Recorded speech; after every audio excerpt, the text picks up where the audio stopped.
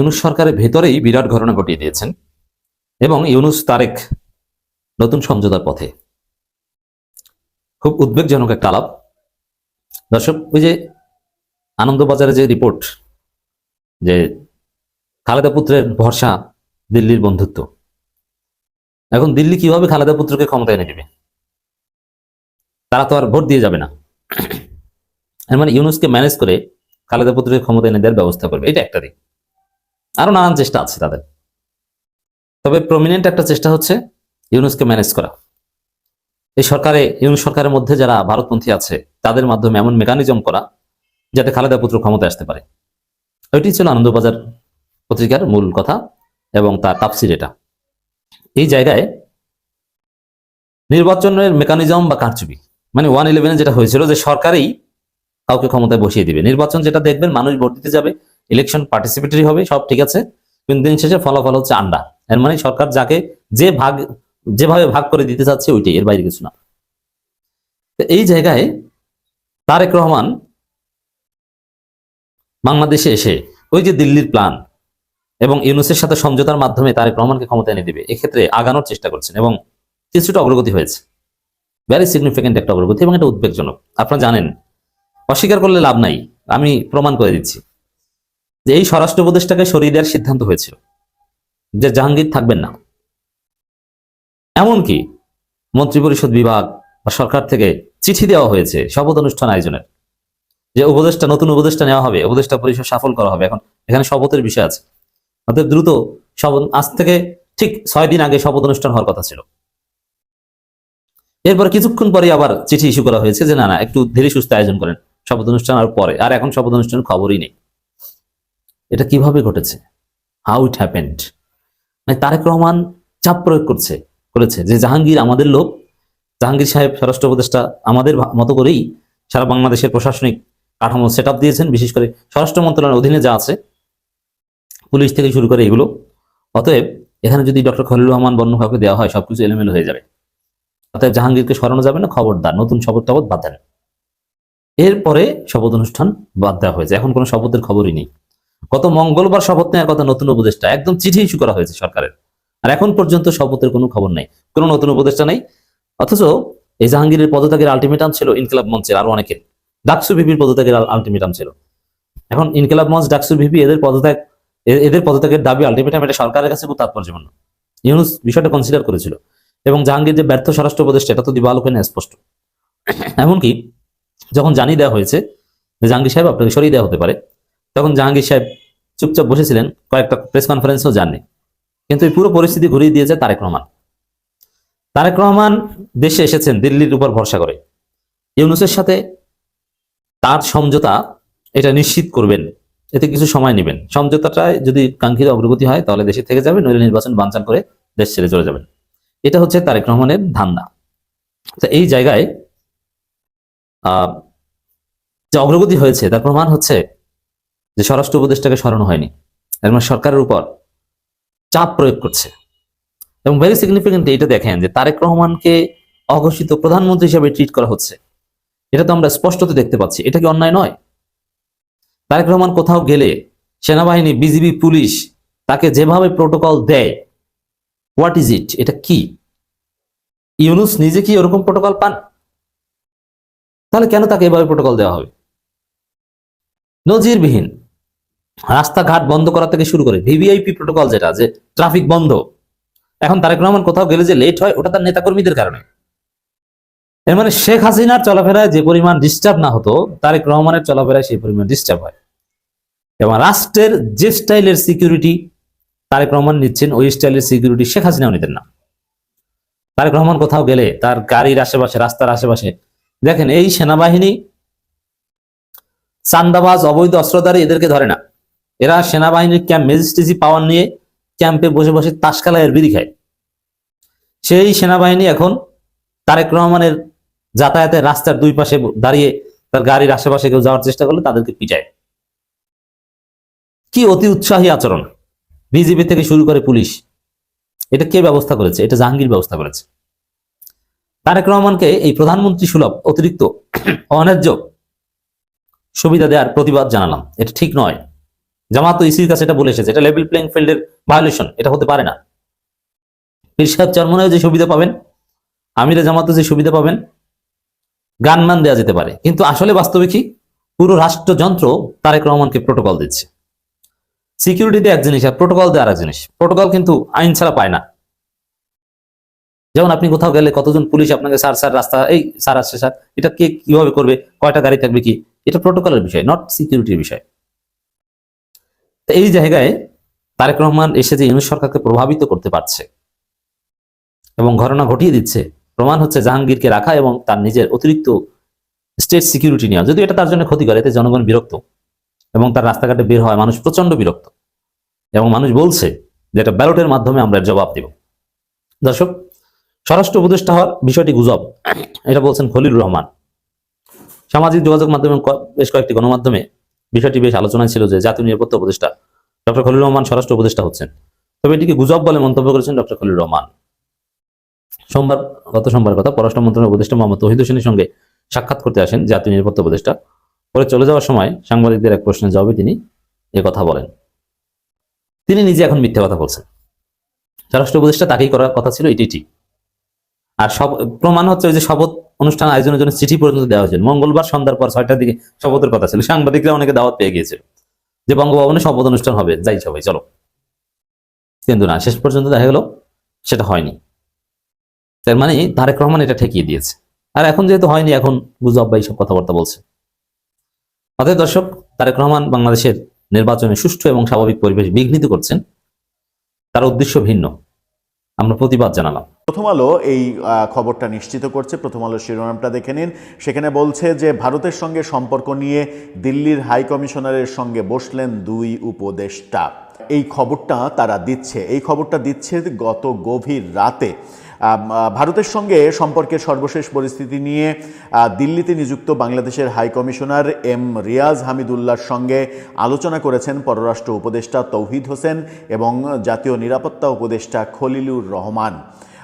পররাষ্ট্র মন্ত্রণালয়ে অনুষ্ঠিত ৪৫ মিনিটের ওই আলোচনায় তাদের সঙ্গে এক পর্যায়ে যুক্ত হয়েছিলেন পররাষ্ট্র সচিব আসাদ আলম সিয়াম। পরে বৈঠক শেষে মন্ত্রণালয় থেকে বের হওয়ার সময় জাতীয় নিরাপত্তা উপদেষ্টা খলিলুর রহমান সাংবাদিকদের বলেন, আমরা সময় সময় আমাদের রাষ্ট্রদূতদের আলোচনার জন্য ডেকে আনি, এটা খুব স্বাভাবিক প্রক্রিয়া। দিল্লিতে নিযুক্ত বাংলাদেশের হাই কমিশনারকে ফেরত আনা হয়েছে কিনা, একেবারেই ফেরত আনা হয়েছে কিনা জানতে চাইলে খলিলুর রহমান বলেন, আমরা তাকে ফেরত আনিনি। তাহলে কি করেছেন? প্রসঙ্গত, দ্বিপক্ষীয় সম্পর্কের সাম্প্রতিক উত্তেজনাকর পরিস্থিতিতে দিল্লিতে নিযুক্ত বাংলাদেশের হাই কমিশনার এম রিয়াজ হামিদুল্লাহকে জরুরি ভিত্তিতে সোমবার দুপুরে ডেকে পাঠানো হয় ঢাকায়। সেই বার্তা পেয়ে তিনি সোমবার রাতেই ঢাকায় ফিরেছেন। এর অংশ হিসেবে পররাষ্ট্র উপদেষ্টা এবং জাতীয় নিরাপত্তা উপদেষ্টার পাশাপাশি পররাষ্ট্র সচিবের সঙ্গে দুই দেশের সম্পর্কের বিষয়ে কথা বলেছেন তিনি। সেখানকার সর্বশেষ পরিস্থিতি নিয়ে দুই উপদেষ্টার কাছে নানা বিষয় জানতে চেয়েছেন। দুই উপদেষ্টা তার কাছে নানা বিষয় জানতে চেয়েছেন। প্রায় 2 সপ্তাহ ধরে বাংলাদেশ ভারতের সম্পর্কে উত্তেজনা চলছে আরও বেশি। বাংলাদেশের সংখ্যালঘু পরিস্থিতি নিয়ে বিভ্রান্তিকর তথ্য ছড়াচ্ছে ভারতের বিভিন্ন মহল, এরকম অভিযোগ করা হচ্ছে বাংলাদেশের পক্ষ থেকে। এর জের ধরে ভারতে বাংলাদেশের মিশনগুলোকে ঘিরে হিন্দুত্ববাদী সংগঠনগুলো বিক্ষোভ করছিল। নিরাপত্তা পরিস্থিতি বিবেচনায় নিয়ে দিল্লি, আগরতলা এবং মুম্বাই মিশনে ভিসা সেবা বন্ধ করে দিয়েছে বাংলাদেশ। পরে মুম্বাই মিশনের ভিসা সেবা পুনরায় চালু করা হয়েছে। এরই মাঝে 23 ডিসেম্বর ইতিহাসে প্রথমবারের মতো দুই দেশের হাই কমিশনারদের পাল্টাপাল্টি তলবের ঘটনা ঘটেছে। অবশ্য একবার না, 2বার পাল্টাপাল্টি তলবের ঘটনা ঘটেছে। গত শুক্রবার ভারতের পররাষ্ট্র মন্ত্রণালয়ের মুখপাত্র রণধীর জয়সওয়াল ব্রিফিংয়ে বাংলাদেশের সংখ্যালঘু পরিস্থিতি নিয়ে 2900 সহিংসতার অভিযোগ তুলেছিলেন। ভয়াবহ একটা অভিযোগ তুলেছিলেন রণধীর জয়সওয়াল। এরপর রোববার বাংলাদেশের পররাষ্ট্র মন্ত্রণালয়ের মুখপাত্র এস এম মাহবুবুল আলম এক বিবৃতিতে জসওয়ালের মন্তব্যকে উদ্দেশ্য প্রণোদিত বলেছিলেন। একই সঙ্গে ভারতের বিভিন্ন মহলকে সংখ্যালঘু বিষয়ে বিভ্রান্তিকর বর্ণনা ছড়ানো থেকে বিরত থাকার আহ্বান জানিয়েছিলেন। রণধীর জসওয়াল 2900 ঘটনা ঘটেছে বাংলাদেশে, হত্যাসহ সংখ্যালঘু নির্যাতন নানাভাবে ঘটেছে, এরকম 2900 গত মানে বর্তমান সরকারের আমলে সেই তথ্য তিনি দাবি করেছেন এবং তিনি তখন বলেছিলেন যে এই বিপুল বিশাল সংখ্যা পত্রিকার অতি রঞ্জিত কোনো খবর নয়, এটা বাস্তবতা, যেটা বাংলাদেশ পরবর্তীতে অস্বীকার করেছিল যে না, এরকম বাস্তবতা নেই। এই যে পাল্টাপাল্টি ব্যাপার চলছে, ভারতে নিযুক্ত বাংলাদেশের হাইকমিশনারকে ডেকে পাঠানো হলো জরুরি তলব এবং সোমবার দুপুরে ডাকা হলো, রাতের বিমানেই তিনি ফিরে আসলেন। তারপরে আমাদের দুই উপদেষ্টা তার সঙ্গে বৈঠক করলেন, কিন্তু তারা গণমাধ্যমের কাছে বললেন যে তাকে একেবারে ফেরত আনা হয়নি, শুধুমাত্র আলোচনার জন্য ডেকে পাঠানো হয়েছে। এটা মাঝে মাঝে হয়ে থাকে। তার মানে ভারতের সঙ্গে বাংলাদেশের সম্পর্ক নিয়ে বাংলাদেশ সরকার উদ্বেগের মধ্যে রয়েছে। যখন উদ্বেগের মধ্যে রয়েছে তখন বেগম খালেদা জিয়ার মৃত্যুকে কেন্দ্র করে তার জানাজায় আসলেন এস জয়শঙ্কর। সেটা নিশ্চিত করেই বর্তমান সরকারের জন্য তিনি আসেননি। জয়শঙ্করের বেগম খালেদা জিয়ার জানাজাতে আসা এটা একটা সিগন্যাল, এবং এসে তারেক রহমানের সঙ্গে বৈঠক, তাকে নরেন্দ্র মোদীর চিঠি হস্তান্তর করা, এটাও একটা সিগন্যাল। এবং এই সিগন্যালে বোঝা যায় যে ভারত বর্তমান সরকারের সঙ্গে কোনো ধরনের রাজনৈতিক সম্পর্ক তৈরি করতে না চাইলেও বিএনপির জন্য তারা অপেক্ষা করছে। আগামী নির্বাচনের মাধ্যমে বিএনপি রাষ্ট্র ক্ষমতায় আসলে তাদের সঙ্গে তারা কাজ করতে চায়, বন্ধুত্ব সুলভ সম্পর্ক পুনরায় তৈরি করতে চায়। এতদিন আওয়ামী লীগের ওপরে আস্থা রাখা ভারত এবার অনেকটা সিচুয়েশনের কারণে বাধ্য হয়ে এখন মনে করছে তাদের বিকল্প বন্ধুত্ব বিএনপির সঙ্গে করতে হবে, নতুবা ভারতের সেভেন সিস্টার যেভাবে উড়িয়ে দেওয়ার কথাবার্তা বলা হচ্ছে, বাংলাদেশে যেভাবে ভারত বিরোধিতা তৈরি হচ্ছে, সেই ভারত বিরোধিতাকে রোখার জন্য বিএনপি ছাড়া তাদের হাতে বোধহয় অন্য কোনো অপশন নেই। কিন্তু বাংলাদেশের নির্বাচনে ভারতের কোনো ধরনের কোনো ভূমিকা রাখার কি কোনো? বেগম খালেদা জিয়ার শেষ বিদায়ে শ্রদ্ধা জানাতে এসেছিলেন এস জয়শঙ্কর, ভারতের পররাষ্ট্রমন্ত্রী। এই খবরটা বাংলাদেশের গণমাধ্যমে যেমন তেমনি ভারতের গণমাধ্যমেও ফলাও করে প্রচার করা হয়েছে। দ্য টাইমস অফ ইন্ডিয়ার শিরোনামটা দেখলেই বুঝতে পারবেন। তাদের শিরোনামটা দেখুন, সেখানে তারা বলার চেষ্টা করছে যে জয়শঙ্কর তারেক রহমানের সঙ্গে দেখা করেছেন এবং নরেন্দ্র মোদীর চিঠি হস্তান্তর করেছেন। সেখানেই বিস্তারিত খবরে বলা হচ্ছে, বিদেশমন্ত্রী এস জয়শঙ্কর বুধবার ঢাকায় এক সাক্ষাতের সময় বাংলাদেশ জাতীয়তাবাদী দলের ভারপ্রাপ্ত চেয়ারম্যান তারেক রহমানের কাছে প্রধানমন্ত্রী নরেন্দ্র মোদীর একটি ব্যক্তিগত চিঠি হস্তান্তর করেন। ব্যক্তিগত চিঠি কিন্তু সেখানে তিনি প্রাক্তন প্রধানমন্ত্রী এবং বিএনপি চেয়ারপারসন বেগম খালেদা জিয়ার মৃত্যুতে ভারতের গভীর শোক প্রকাশ করেছেন। প্রবীণ নেতার শেষকৃত্যে ভারতের প্রতিনিধিত্ব করতে জয়শঙ্কর বাংলাদেশের রাজধানীতে পৌঁছানোর কিছুক্ষণ পরেই এই বৈঠক হয়। এক্সে, সামাজিক মাধ্যম এক্সে একটি পোস্টে জয়শঙ্কর বলেছেন, এক্সে জয়শঙ্করের পোস্টটাও দেখে নিতে পারেন। সেই পোস্টে তিনি বলেছেন যে তিনি ঢাকায় অবতরণের পরপরই খালেদা জিয়ার বড় ছেলে তারেক রহমানের সঙ্গে দেখা করেন এবং প্রধানমন্ত্রী নরেন্দ্র মোদীর একটি ব্যক্তিগত চিঠি হস্তান্তর করেন। প্রধানমন্ত্রী নরেন্দ্র মোদী এর একটি ব্যক্তিগত চিঠি যখন হস্তান্তর করেন, ভারত সরকার এবং জনগণের পক্ষ থেকে গভীর সমবেদনাও জানানো হয়। তিনি লিখেছেন, ANI এই তথ্য নিশ্চিত করেছে, বার্তা সংস্থা ANI। জয়শঙ্কর দুই দেশের সম্পর্কের উপরে খালেদা জিয়ার দীর্ঘমেয়াদী প্রভাবের কথাও তুলে ধরেন। আস্থা প্রকাশ করেছেন যে বেগম খালেদা জিয়ার দৃষ্টিভঙ্গি এবং মূল্যবোধ আমাদের অংশীদারিত্বের উন্নয়নে নেতৃত্ব দেবে। তিনি একই পোস্টে যোগ করেন, ভারতে নিযুক্ত বাংলাদেশের হাই কমিশনার রিয়াজ হামিদুল্লাহ বলেছেন, প্রাক্তন প্রধানমন্ত্রীর মৃত্যুতে বাংলাদেশ যখন শোকাহত তখন জয়শঙ্কর ভারতীয় জনগণ ও সরকারের প্রতি সমবেদনা জানিয়েছে। তার মানে বাংলাদেশ সরকারও এটাকে পজিটিভলি গ্রহণ করেছে। বাংলাদেশের প্রথম নারী প্রধানমন্ত্রী খালেদা জিয়া দীর্ঘ অসুস্থতার পর ৮০ বছর বয়সে মঙ্গলবার মারা যান। কয়েক দশক ধরে বাংলাদেশের রাজনীতিতে প্রভাবশালী ব্যক্তিত্ব হিসেবে তিনি ৩বার প্রধানমন্ত্রী হিসেবে দায়িত্ব পালন করেছেন। গণতন্ত্র পুনরুদ্ধারে তার ভূমিকা রয়েছে। তার মরদেহ গুলশানের বাসভবন ফিরোজায় আনা হয়েছিল, যেখানে জানাজার নামাজের আগে পরিবারের সদস্যরা নিকট আত্মীয়রা তাদের শেষ শ্রদ্ধা জানাতে জড়ো হয়েছিলেন। এএনআই বলছে বিএনপির ভারপ্রাপ্ত চেয়ারম্যান তারেক রহমানের বাসভবনে সেই সময় তারেক রহমান উপস্থিত ছিলেন। হাতে একটি প্রার্থনা বই, অর্থাৎ তারা প্রার্থনা বই বললেও ছোট কোরআন শরীফ নিয়ে তারেক রহমান মায়ের শিয়রে বসে মরদেহের পাশে বসে কোরআন তেলাওয়াত করেছেন, এরকম খবর বাংলাদেশের গণমাধ্যমেও এসেছে। এছাড়া ইন্ডিয়া টুডে বলছে যে জয়শঙ্করের সঙ্গে তারেক রহমানের ঘনিষ্ঠ আলাপচারিতা হয়েছে এবং এই আলাপচারিতা এবং নরেন্দ্র মোদীর ব্যক্তিগত চিঠি হস্তান্তর এবং বাংলাদেশের ভারতে নিযুক্ত যে রাষ্ট্রদূত হামিদুল্লাহ তার এই ব্যাপারে বক্তব্য, এগুলো প্রমাণ করে যে ভারত বিএনপির ব্যাপারে, খালেদা জিয়ার ব্যাপারে এবং তারেক রহমানের ব্যাপারে একটা পজিটিভ বার্তা দিচ্ছে। এবং সেই পজিটিভ বার্তাটা কখন দিচ্ছে? যখন আমাদের নির্বাচন একেবারে দুয়ারের সামনে উপস্থিত। নির্বাচন ফেব্রুয়ারির 12 তারিখে হবে। নির্বাচনে কারা সরকার গঠন করবে এটা নিয়ে আমরা যেমন চিন্তা করছি, আমাদের যেমন একটা চিন্তা রয়েছে, তেমনি ভারতেরও চিন্তা রয়েছে।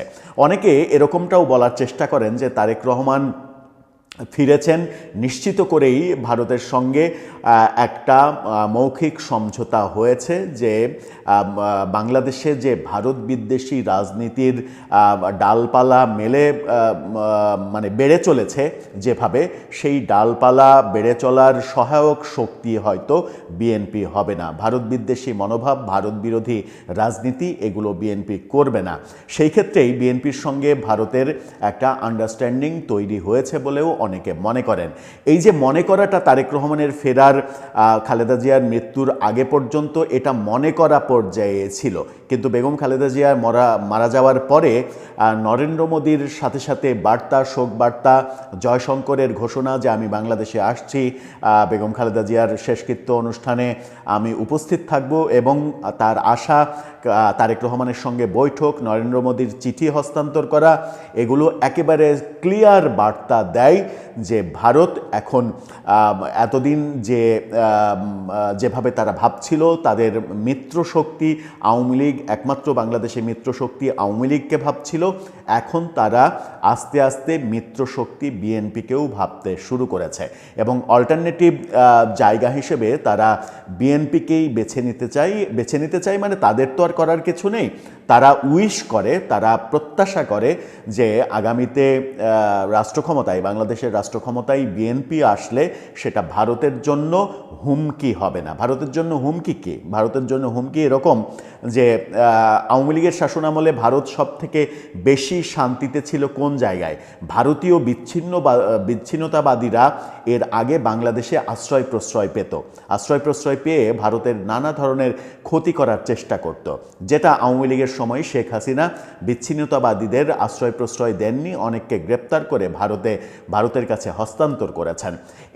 এই মুহূর্তে যখন বাংলাদেশে 7 সিস্টার আলাদা করে দেব ভারতের, এটা করে দেব, ওটা করে দেব, ভারতের অর্থনীতি একেবারে পঙ্গু করে দেব, বাংলাদেশের ওপরে ভারতের অর্থনীতি নির্ভরশীল, এই ধরনের আজাইরা প্যাচাল যেগুলো হচ্ছে বাংলাদেশের রাজনীতিতে, এবং উঠতি কিছু মানুষ নিজেদেরকে অনেক বড় কিছু মনে করে এই ধরনের বাণী যে ছাড়ছেন, যেগুলো ভারতের জন্য হুমকি, এবং এই হুমকি যেখানে রয়েছে ভারত নিশ্চয়ই তাদের সঙ্গে মিত্রতা করবে না। এই সিগন্যালটা আমার মনে হয় জয়শঙ্করের এবারের আশা, বেগম খালেদা জিয়ার শেষ সময়ে উপস্থিত থাকা, তারেক রহমানের কাছে নরেন্দ্র মোদীর ব্যক্তিগত চিঠি হস্তান্তর করা, একান্তে আলাপ করা, এই ব্যাপারগুলো একটা সিগন্যাল দেয়।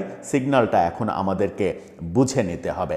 তবে এই সিগন্যালটা মানে ভারতের বাংলাদেশের উপরে হস্তক্ষেপ নয়। এই সিগন্যালটা মানে ভারত একটা সাদা পতাকা উড়ালো বিএনপির জন্য, যে আপনারা যদি রাষ্ট্র ক্ষমতায় আসেন আপনাদের সঙ্গে আমরা কাজ করতে প্রস্তুত। ব্যাপারটা যখন সেই দিকেই যাচ্ছে তখন ভারতের পররাষ্ট্রমন্ত্রী তিনি আবার পাকিস্তানের রেল স্টার নিশ্চিত করছে, খবরটা দেখে নিন। তিনি ভারতের পররাষ্ট্রমন্ত্রী তিনি পাকিস্তানের স্পিকার আয়াজ সাদিকের সঙ্গেও দেখা যখন হয়ে গেছে, সৌজন্য সাক্ষাৎ করেছেন, মানে এক ঢিলে দুই পাখি মারা হয়ে গেছে। বাংলাদেশে এসে তারেক রহমানের সঙ্গে সাক্ষাৎ এবং আয়াজ সাদিক পাকিস্তানের স্পিকারের সঙ্গে সাক্ষাৎ, এই ব্যাপারগুলো ঘটছে। এবং সবথেকে সিগনিফিক্যান্ট ব্যাপার হচ্ছে তারেক রহমানের সঙ্গে সাক্ষাৎটা আমার মনে হয় যে একটা স্পেসিফিক ইঙ্গিত দিচ্ছে। এই ইঙ্গিতটা কোন ইঙ্গিত, দর্শক আপনি আপনার মন্তব্য জানিয়ে লিখতে পারেন আমাদের কমেন্ট বক্সে।